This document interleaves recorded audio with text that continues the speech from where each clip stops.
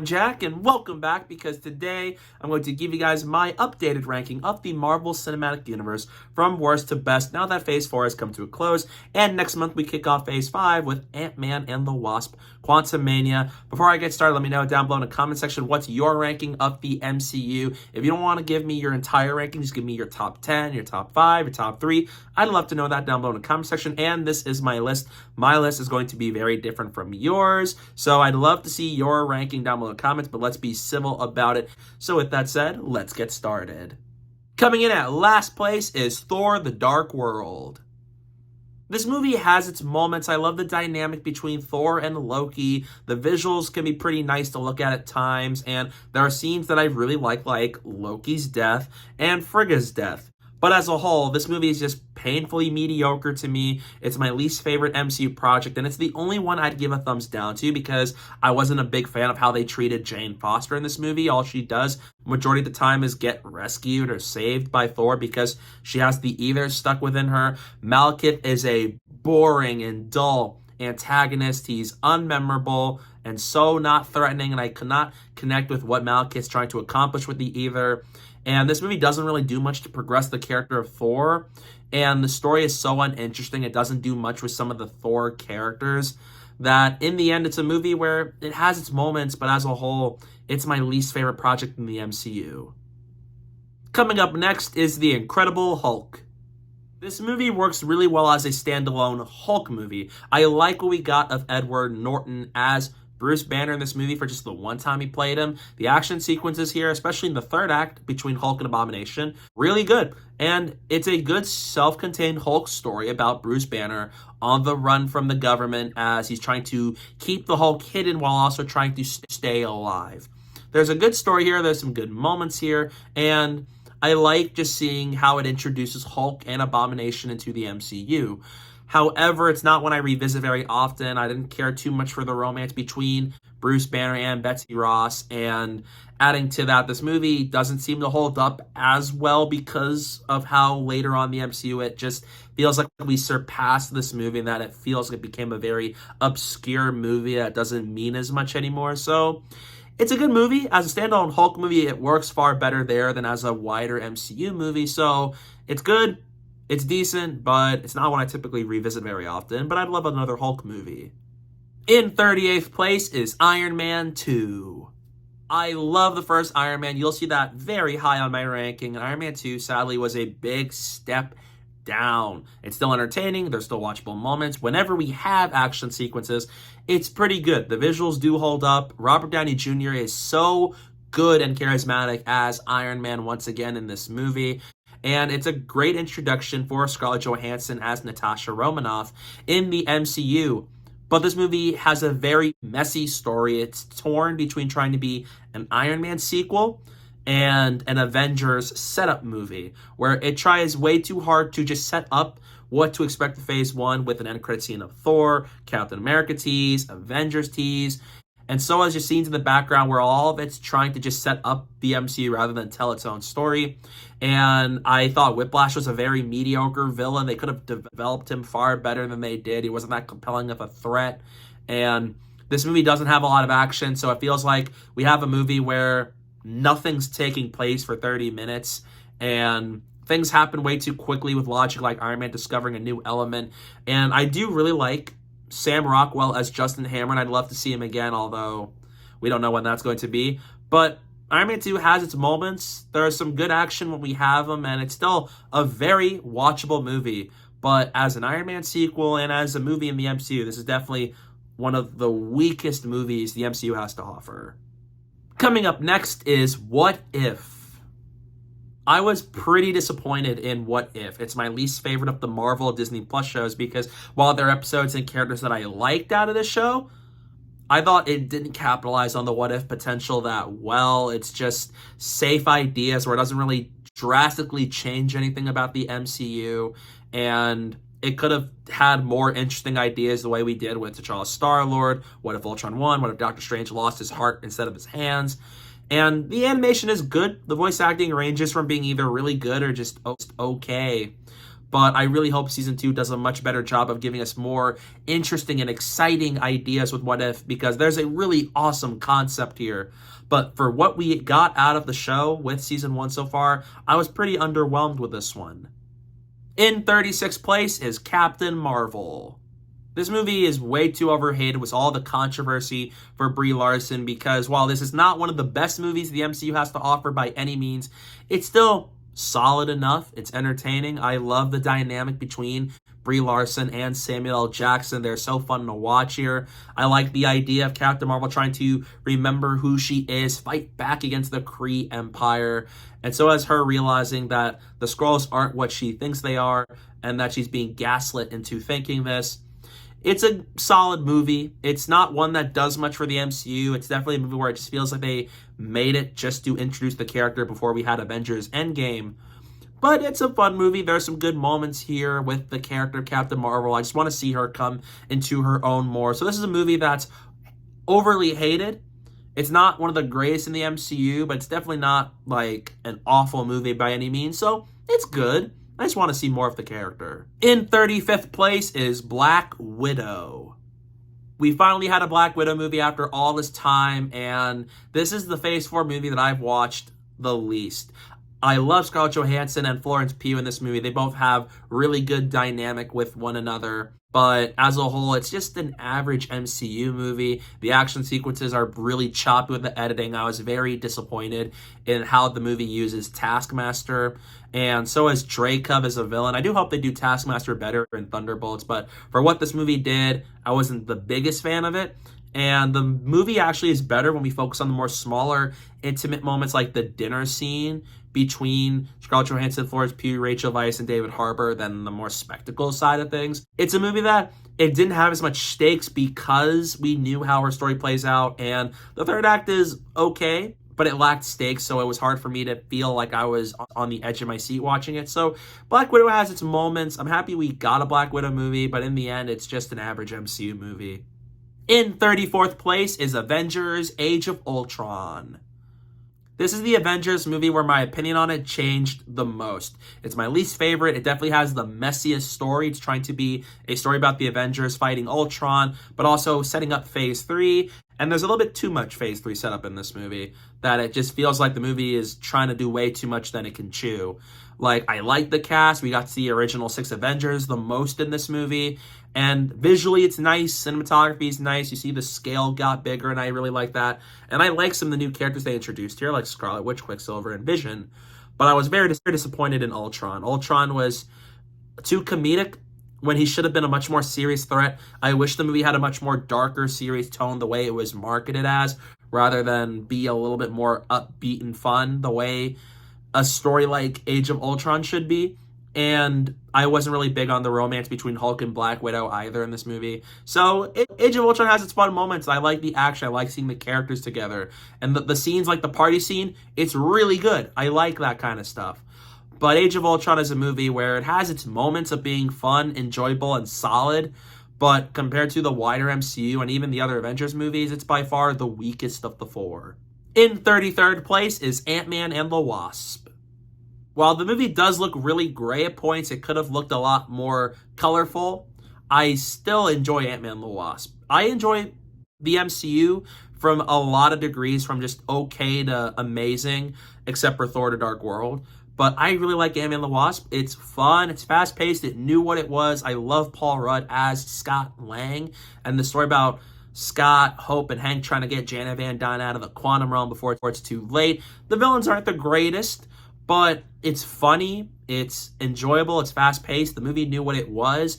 And although it doesn't do too much for the wider MCU, it's still a fun time nevertheless.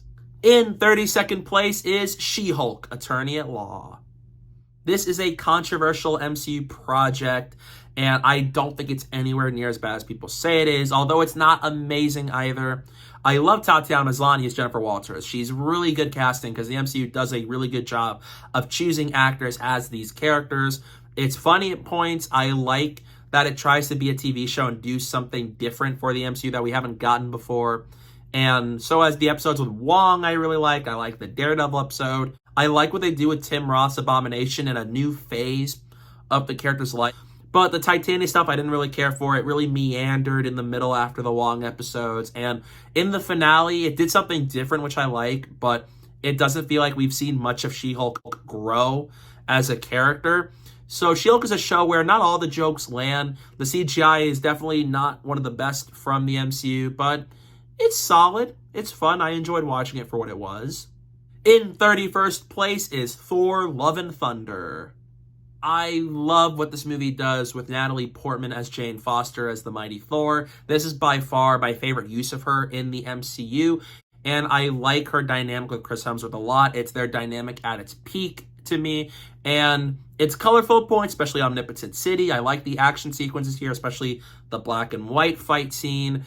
And so is the more dramatic moments, like when Jane tells Thor she has cancer, and even when they're at Eternity. But as a whole, though, it is a pretty underwhelming movie because it's way too goofy for its own good. The MCU isn't always the greatest with comedy at points, but this movie really takes it too far at points. It feels like at times it really sacrifices credibility at points to be very goofy. Some jokes do land well, others don't, and the more I watch it, the humor doesn't land as well. But for what Thor: Love and Thunder was, it's fine. It's a movie that I can watch. It's not the worst Thor movie. I love what it does with Jane. And I did really like Christian Bale's gore, but I wish it explored the more dramatic side of this movie and some more philosophical question with God's existence and evil. So Love and Thunder is a movie that could have been better than it is, even if it's not as bad as people say it is. In 30th place is Thor. This movie got better for me when I revisited it last year because it has a really good score by Patrick Doyle, the best look of Asgard to date, and although it does overuse Dutch angles when it at times shouldn't, I do think this movie got better for me. I like how it introduces Thor and Asgard to the MCU. I like how we see a fish out of water story with Thor trying to learn how to overcome his ego and arrogance and become a hero and a selfless person again, and see how it involves with Jotunheim and Asgard reigniting a war. It's a good movie. The subtle uses of humor is really good, and I like what we got of the dynamic between Thor and Jane here. And it's a much more smaller scale movie that I do enjoy, and it got better over time, especially looking at MCU projects recently. Although it's not the greatest, at times I feel like I wanted more going on in this movie, and I want to see more of Thor as a hero. But it's a good movie. It definitely aged better, and I definitely decided, looking back at it, to put this one above Thor: Love and Thunder. In 29th place is Spider-Man: Far From Home.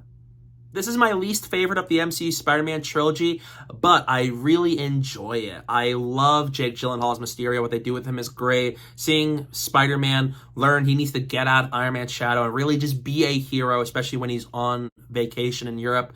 I like the visuals are really good. The Mysterio illusion sequence is amazing. The action here is awesome. It's fast-paced. It's never boring. And I like what the movie does with the relationship with Peter and MJ, even if they could have developed it better from the start. And although some scenes didn't need to be there, like the scene with Peter and the woman, and so as the whole Brad storyline, I still like this movie. It's enjoyable. It's a lot of fun. I like what it does in the third act of this movie. And I like how it kind of lays the groundwork for No Way Home. So even if it's not the greatest in terms of the story and the ideas, I still really enjoy Far From Home overall. In 28th place is Hawkeye. I wish they had Fisk be the actual villain of the show from the start. I wish that Echo's development wasn't rushed in the finale. I wish the finale was a lot better than it was. And I wish they didn't introduce Yelena so late into the game. And it did need more than 6 episodes. But for what we got out of the show, I liked it. I love the dynamic between Jeremy Renner and Haley Steinfeld as Clint Barton and Kate Bishop. They were so fun to watch. I love the street level Christmas setting. It gives the show a very different feel. That does remind me of the Netflix shows at points. The action is pretty good. And I like the story of Clint trying to help Kate learn how to be a hero, but also stop the mafia from trying to get the Ronin suit because of his past in Endgame. How they explore the Ronin stuff I really like, and the characters is good too. And it actually does a good job of balancing humor and emotional moments. So although I wish the show is longer, gives us more episodes, I still enjoyed what we got out of Hawkeye overall. In 27th place is Eternals. This is one of the most unique movies to come out of the MCU. I love what we got out of this movie for the most part. The visuals, the cinematography, beautiful. Some of the best to offer in the MCU. I really like the cast, how they got Richard Madden, Angelina Jolie, Salma Hayek, and Kumail Nanjiani into the MCU. I love them as these characters, and I like that it explores humanity and morality. Like, what is their mission? What are they trying to accomplish in the rise of the deviants and with Arishem? It's a very interesting movie with a lot of ideas into it that makes it one of the most unique installments into the MCU. The story structure of it's very messy with how they tell this story and how it's structured. Certain characters should have had more screen time, and I would have loved a lot more development out of these characters than we did. But overall, it's a movie where Chloe Zhao got to bring a very interesting take with these characters into the MCU, and I did appreciate it a lot, even if the story structure isn't really the greatest to offer, but I want to see more of these characters. In 26th place is WandaVision. This is another show where the highs were so high, but the lows were also pretty low too. Like, I love the performances from Elizabeth Olsen and Paul Bettany. They were fantastic. The grief focus is good. I love the sitcom-y vibe of the show because I love comedy and sitcom shows. So anything that involved Westview and the sitcom stuff, I was on board with. It's a unique project that tackles grief with how she deals with the loss of Vision and deals with what happened post Avengers Endgame. And I did like the cast as these characters and Monica and Jimmy Woo and Darcy in this show. And even Catherine Hahn as Agatha, I really enjoyed her a lot. But the finale was very rushed. I didn't like how they resolved the show. It didn't feel like it fit what was being established earlier on the show. It didn't feel like it came out of the right show for the show to be a much more like a comedy drama focused on grief. And then all of a sudden, action sequences left and right. There's so many things the show gives us, but then we don't have a payoff for it, even to this day. So it's a show where the highs are high. I really love the experience, but I wish it had a much better resolution. In 25th place is Miss Marvel. This and what's above it are pretty interchangeable right now, but this is where it's going to stand.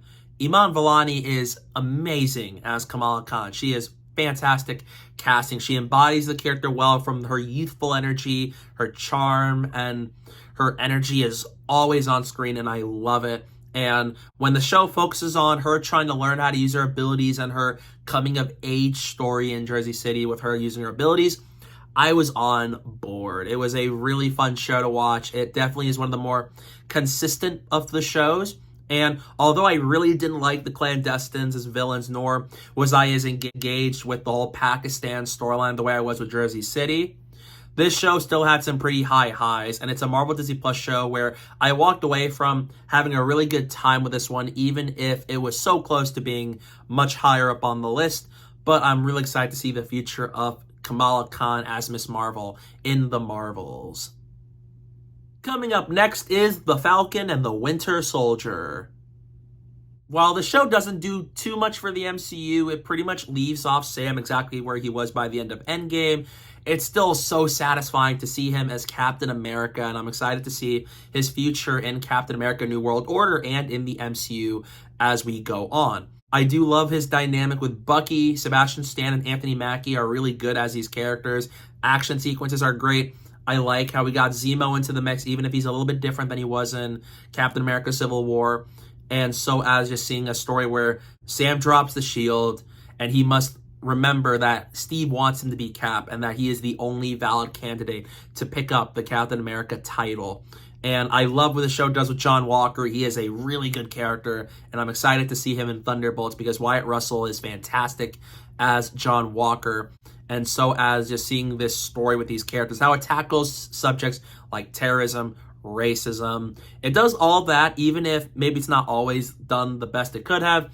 But I really didn't like the Flag Smashers. They were very mediocre villains, and I just don't like that the show doesn't know if it wants them to be villains or good guys.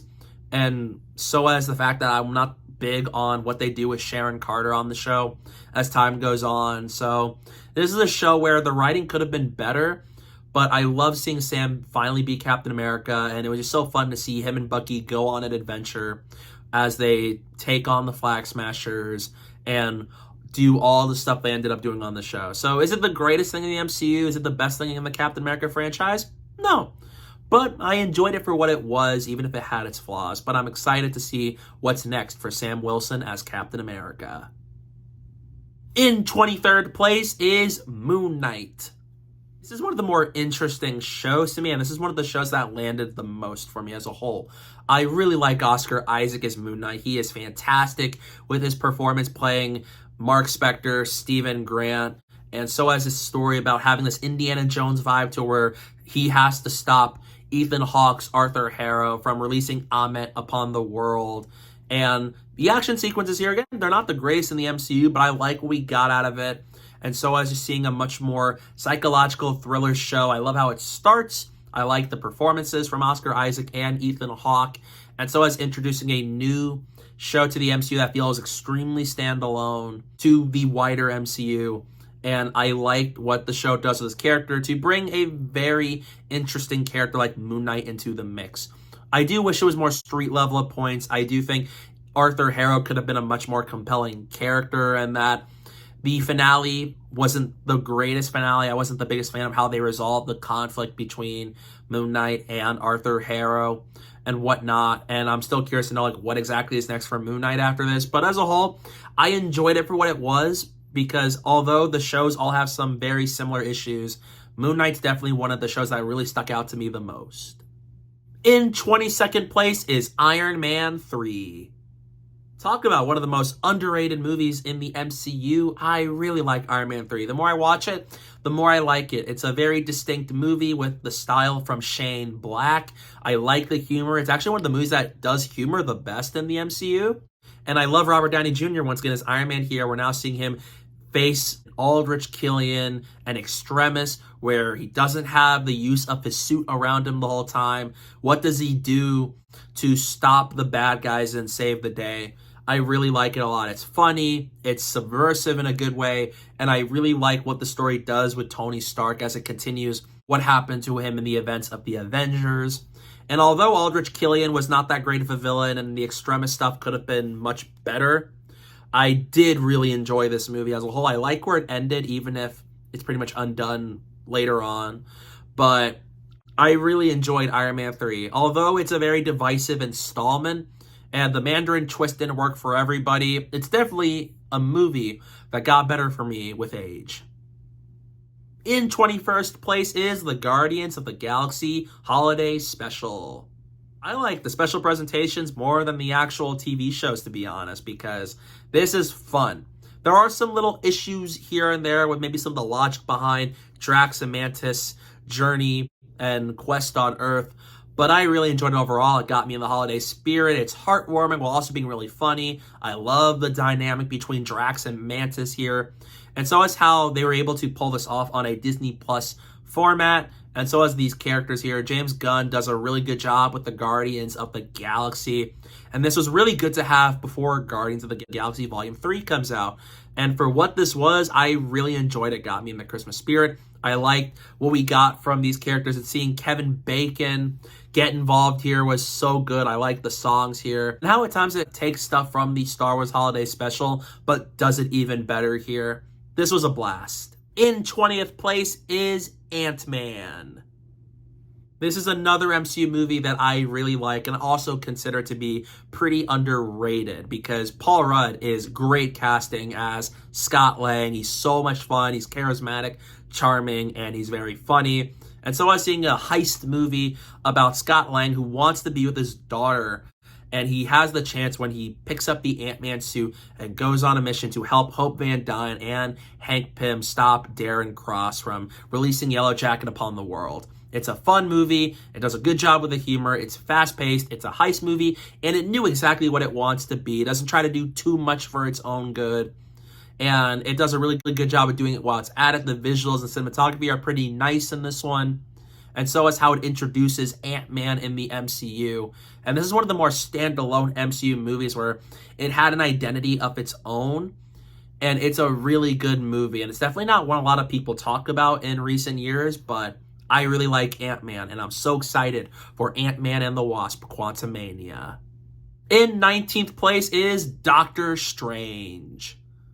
Doctor Strange is one of my favorite characters in the MCU, and this is a really good introduction for his character. Yes, it is a pretty formulaic movie, but it's well directed by Scott Derrickson. I like the writing and how it introduces Stephen Strange to the MCU and see his journey of how he got into a really bad accident and how he later becomes the Sorcerer Supreme. It's a really good movie. The visuals are some of the most trippiest, but best to come out of the MCU. And I really like a lot of these characters with just Mordo and Wong, and see Strange learn how to overcome his arrogance and ego to save the day. Caecilius may not be the greatest villain in the MCU, but I love what this movie does in the end, where Doctor Strange faces Dormammu.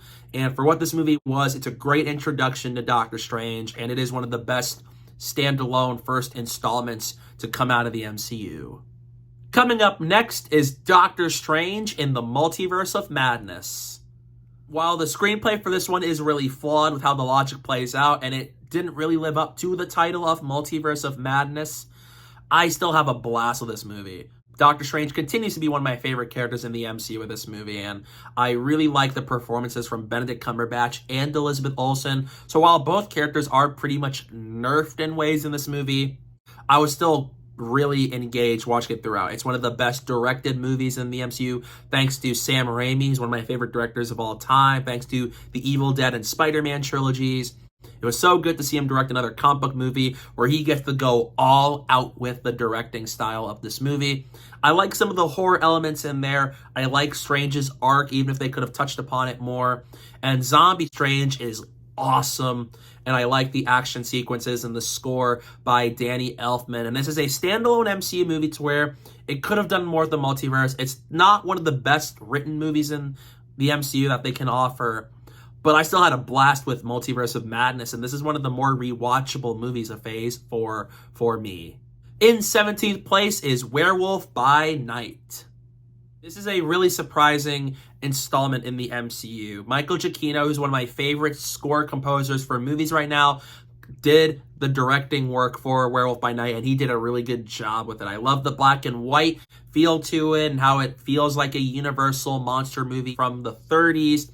That is really good, and I really like seeing these characters like Jack Russell as Werewolf by Night, Elsa Bloodstone, Man-Thing. The cast was really good.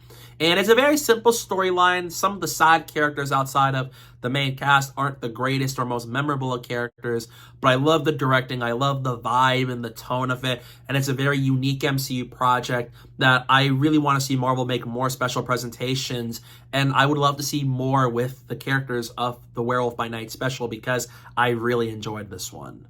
In 16th place is Captain America, the First Avenger.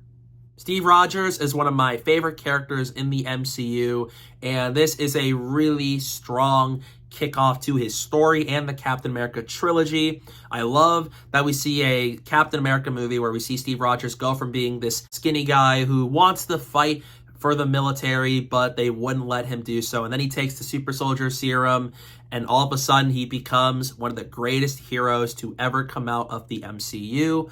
And I like Red Skull. I like the directing from Joe Johnston. I like the World War II setting and seeing him interact with Bucky, see his relationship with Peggy begin, and the Owling Commandos.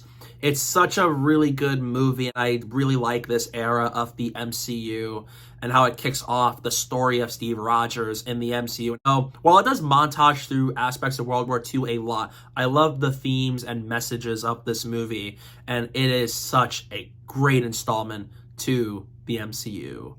Coming up next is Spider-Man Homecoming. Tom Holland is really good as Peter Parker, aka Spider-Man. I love him a lot in this movie, and I love the John Hughes feel and vibe of this movie, with Breakfast Club and Ferris Bueller's Day Off being inspirations here. It's fun, knew what it was. Vulture is one of the best villains in the MCU, played marvelously by Michael Keaton. So as this story about Peter Parker, who wants to do more. He wants to be an Avenger and to please Iron Man.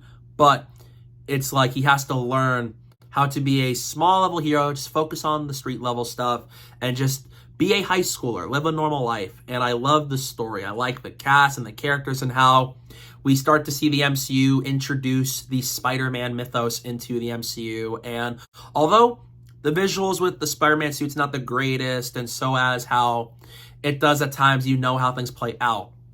I love this movie. I rewatched Homecoming a lot. I love Spider-Man, and because I love Spider-Man, I really enjoyed this movie. It's one of my favorite Spider-Man movies, and I love what we got of Spider-Man and Vulture in this story, and I like the side cast a lot here, so this one is really, really good. In 14th place is Shang-Chi and the Legend of the Ten Rings. This is one of the biggest surprises to come out of both the MCU and Phase 4. I love Simu Liu as his character, and I want to see more of him moving forward into the MCU. I love that Destin Daniel Cretton get to direct his own style into this movie. I love that it's a family drama at heart with a story about Shang-Chi coming once again into contact with his father, Wenwu, aka the Mandarin, and how the family drama aspect is done is really good. There's a lot of emotional moments out of it where you see his life, how it plays out, and how he becomes who he later is. And the action sequences are some of the best the MCU has to offer, up there with Captain America, the Winter Soldier. They're excellent, they're very well shot, and they're great, and I love the martial arts aspect of it. It's well shot by Bill Pope, and it has a very underrated score, too. And I really like how it plays out, and it's an MCU movie that I'm happy exists and how it brings a new style and mythos into the MCU as it keeps on growing. The humor definitely doesn't land that well in this movie, and the third act does get very much CGI big into the climax, but I love this movie, and it's one of my favorites of Phase 4. In 13th place is Black Panther: Wakanda Forever. This movie had such a hard task to overcome, and they overcame it so well. It tributes Chadwick Boseman beautifully. It's one of the most emotional movies to come out of the MCU. There's a really good focus with the story on grief and loss, how it affects people, and I love how it makes the side cast of Black Panther become the main characters, and they were able to hold their own so well. The performances all across the board, fantastic, from Angela Bassett, Letitia Wright, Tenoch Huerta, and everybody was so good in this movie. This is a very visually gorgeous looking movie with beautiful cinematography. The action sequences are great, and Ryan Coogler has shown that he has improved on the criticisms of the first Black Panther movie. With Wakanda Forever, I love what it does with the characters, and to see Shuri become the Black Panther is such a satisfying character arc in this movie, and how it feels like it's very reminiscent of T'Challa's arc in Captain America Civil War, and how it brings Namor to life and the underwater nation of Talokan. It's amazing. This is the MCU movie in 2022 that satisfied me the most. It won me a lot, and this is by far one of the best and most emotional installments to come out of the MCU. In 12th place is Black Panther. While I do think Wakanda Forever is better on the spectacle, action, and directing side of things, Black Panther is one of the most iconic in the MCU. It has one of the best stories ever told in the MCU. Michael B. Jordan is one of the best villains in the MCU when he portrayed Killmonger. I love the story of T'Challa having to learn how to become king after the death of his father. And so as just how we see things play out, the struggles of him being a king for Wakanda while also being a hero. And there's a lot of emotional moments here. It's really well told. And although the action sequences are not usually the most spectacular in the MCU, the visuals isn't necessarily the best in the movie either, I love what Ryan Coogler was able to do to bring Wakanda and the Black Panther mythology to life in this movie, where it's rewatchable and it hits very different, especially when you watch Wakanda Forever. And I love the story and the characters in the film. So Ryan Coogler did a really fantastic job with what he was able to accomplish with Black Panther. Coming up next is Guardians of the Galaxy Volume 2. I love what James Gunn has done with the Guardians of the Galaxy, and although the sequel isn't quite as up to par as the first movie, there are things about it that I adore. The visuals, some of the best in the MCU, the cinematography, it's colorful, it's gorgeous. I love the performances, I love the soundtrack of this movie. It's so catchy and memorable. And on top of that, I really like that it's a much more darker, mature story. I've seen the Guardians. They're still trying to stay together after the events of Volume 1. All these obstacles in the way with Ego, the Sovereign, the Ravagers. How do they find a way to stick together and be family to each other. And yeah, it has a mean-spirited element to it, and it does really feel a little bit slow in the middle. But I really love this movie. Everything it does with Yondu, I'm a big fan of. His death is one of the most saddest to come out of the MCU, and it always hits me every time I watch it. And I love what James Gunn has done with these characters in the second movie, and I'm so excited to see what he does in Volume 3. Kicking off our top 10 is Thor Ragnarok. This is my favorite Thor movie. It's the one I watched the most. It's the one that left me the most satisfied. I love what Taika Waititi was able to do with this movie. Although Thor is a very inconsistent character with the MCU, this is just a really fun movie. I love Cate Blanchett as Hela here. Everything on Sakaar I really like, with how it adapts some elements of Planet Hulk with the spin to it. And seeing Thor's dynamic with Loki and how they both have changed here, really good. I love Thor and Hulk reuniting in this movie. The action sequences here are epic, especially when Thor goes full God mode on Hela and her forces on Asgard. And so is the Immigrant song being so iconic. And just seeing all the cast members here is really good here, especially with Jeff Goldblum and Karl Urban. This is just such a fun movie to where, from a comedy standpoint, it's one of the funniest movies for me, one of the most rewatchable MCU movies for me, and without a doubt, out of all the movies we had in the Thor franchise, this one is my favorite. In ninth place is Loki. This is my favorite of the Marvel Disney Plus shows. It's the one that won me the most, and I love Tom Hiddleston as Loki and his dynamic with Owen Wilson as Mobius, and even with Sylvie, and this conspiracy, this mystery of who are the timekeepers, who's running the TVA, and Loki in the state. We're after the Avengers. This is what he's been throwing into, and the visuals and cinematography are some of the best to be put into a Disney Plus show.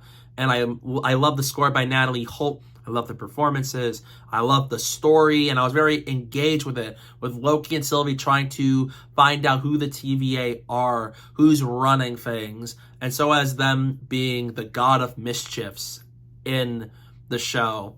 It is a really good show, and I love where it ends with He Who Remains, played by Jonathan Majors, and how it shakes things up for Loki Season 2 happening, and what it could mean for the multiverse saga as a whole.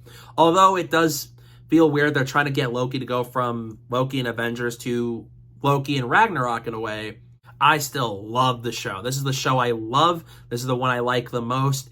And because I love Loki and what they were able to accomplish with the show, I'm so excited for Season 2. And so it comes in at 9th place. In 8th place is Iron Man, the one that started it all.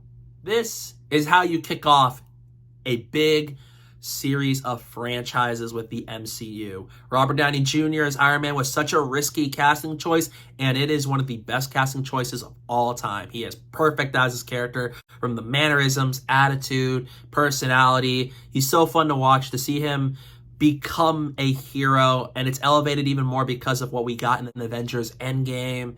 This is a awesome movie. Just see Tony Stark, after he gets out of the cave, he becomes Iron Man, and he really tries to change his ways and tries to protect the people he cares about and does what he thinks is the right thing to do. I really like the cast here as a whole. Jeff Bridges as Ironmonger with Obadiah Stane. And although, yeah, it's a small-scale movie, but how it kicks off the wider MCU, it's funny, it's well done, it still holds up very well, and Iron Man is truly one of the best installments in the MCU. In 7th place is Spider-Man No Way Home. This is my favorite of the MCU Spider-Man trilogy, although there are some issues here, like the setup for the multiverse stuff isn't the greatest of setups. The visuals and cinematography could have been better at points, the lighting especially, and there are some logic issues with the script. I love No Way Home. This is one of my favorite Spider-Man movies. It's one of the most satisfying experiences I've ever had for a movie as a whole. Just to see the story about Tom Holland's Spider-Man dealing with his identity being exposed to the world, and how he deals with the multiverse potentially going in on itself after a spell gone wrong. I love how we see him grow as a hero. This is his best performance as the character, and how it handles all three generations of Spider-Man, with Tobey's era, Andrew's era, and this era. Beautiful. It's done well. So even if the script isn't the most perfect out there for a Marvel movie, the third act is one of the most satisfying resolutions I've seen for a comic book movie, and I was on cloud nine as a big Spider-Man fan. This movie is everything I'd want from a Spider-Man movie. I love what it does with the characters, both with the heroes and the villains, and I'm so excited for the future of this character after the ending of this movie. In sixth place is Guardians of the Galaxy. People thought Marvel was crazy for making a Guardians of the Galaxy movie off of characters that nobody knows about. It ended up being one of the absolute best comic book movies of all time. I love the soundtrack once again. Everything I said about Volume 2 can be applied to here. This was like a lightning in a bottle, where even if Ronan wasn't the best villain, I love these characters. I love the dynamic with each other and how James Gunn brought his unique style into these characters. I love the performances and the casting choices. The visuals are fantastic. And I was so compelled by the story about Peter Quill stumbling across an orb that is wanted by Ronan and the Kree, and he forms the Guardians of the Galaxy to protect Xandar and the galaxy from Ronan. It's a compelling story that's full of laughter, emotion, and fun. I love this movie. This is one of the best installments in the MCU, and this is one of the most rewatchable movies to ever come out of it. In fifth place is The Avengers.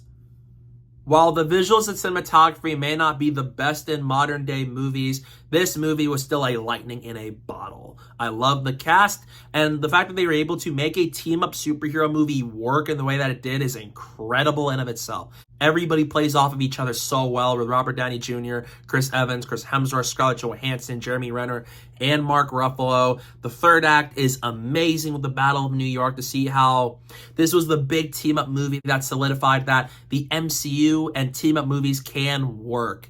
It's funny, it's well-written, it's exciting, it's full of action sequences, and this was just such a good time to be a comic book fan, because what the Avengers was able to accomplish was extraordinary, and I absolutely love the movie to this day, that it is still an important movie to me and to the wider MCU. In fourth place is Captain America: The Winter Soldier. This is one of the best action thrillers I've seen in the past decade. The Russo brothers, maybe outside the MCU, don't have the greatest of movies, but their MCU movies are epic. Winter Soldier especially. I love the cast here, especially Robert Redford is really good as Alexander Pierce. Seeing Captain America and Black Widow's dynamic is really good. Action sequences, like I said back with Shang-Chi, this is some of the best action sequences I've ever seen for an action movie recently and in the MCU. I love the spy thriller nature, where it's like they can't be trusted, they're on the run, Hydra's taking over everything, and then there's the Winter Soldier, like who is he?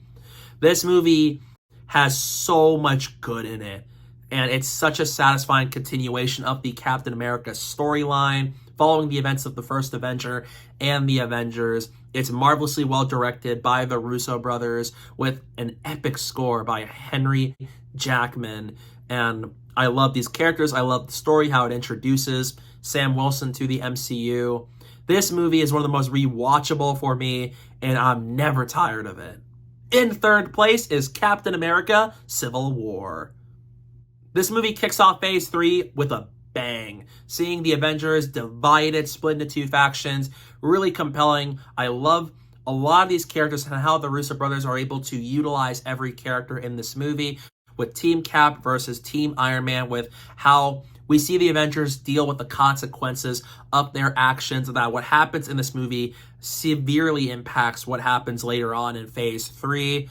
This movie, once again, it takes everything I love about the Winter Soldier, elevates it to another degree. This movie is so satisfying. There's a lot of really awesome action sequences here, but it's so heartbreaking to see the Avengers fight one another. And the third act is one of the best to come out of the MCU. What it means for the trilogy, what it means for these characters is powerful.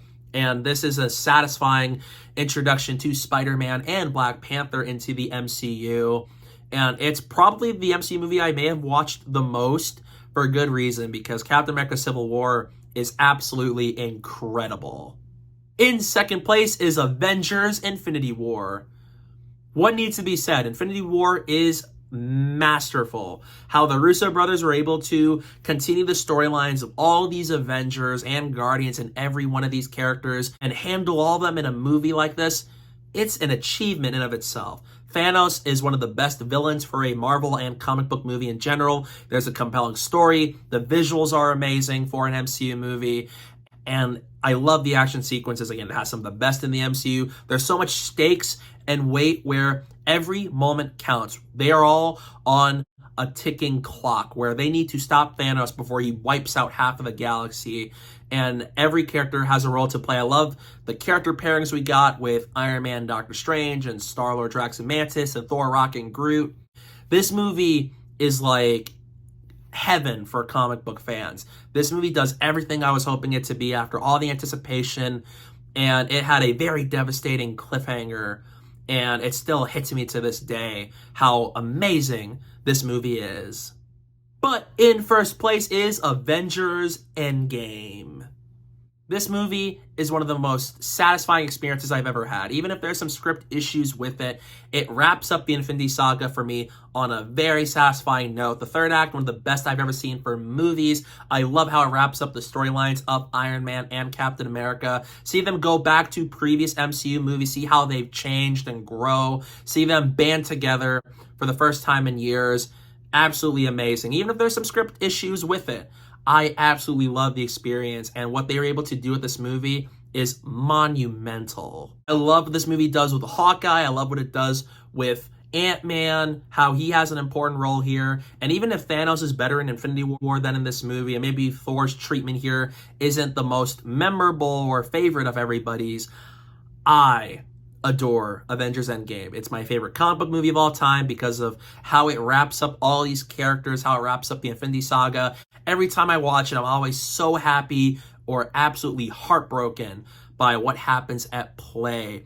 And even if I discover issues with this movie, I can never not love this movie for what it means to me as somebody that grew up and loves the MCU and the comic book genre, and what the Russo brothers and Feige and them were able to accomplish with Avengers Endgame. That is a very rare accomplishment that it's hard for people to pull off fan service so well, but this is one of the best uses of fan service I have ever seen in a movie or TV show. And as much as I could talk about this movie, I absolutely love it to pieces. It's my favorite movie of 2019. It means so much to me. I love what it does with the characters, and it always leaves me so satisfied and feeling all sorts of things every time that I watch it. So in the end, in first place is Avengers Endgame.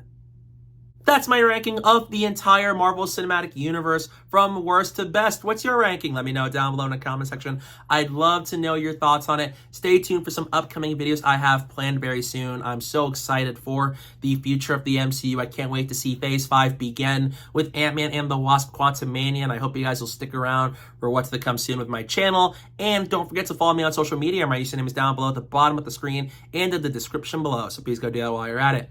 And thank you guys so much for watching, and don't forget to hit that like button and the subscribe button, and stay tuned for more.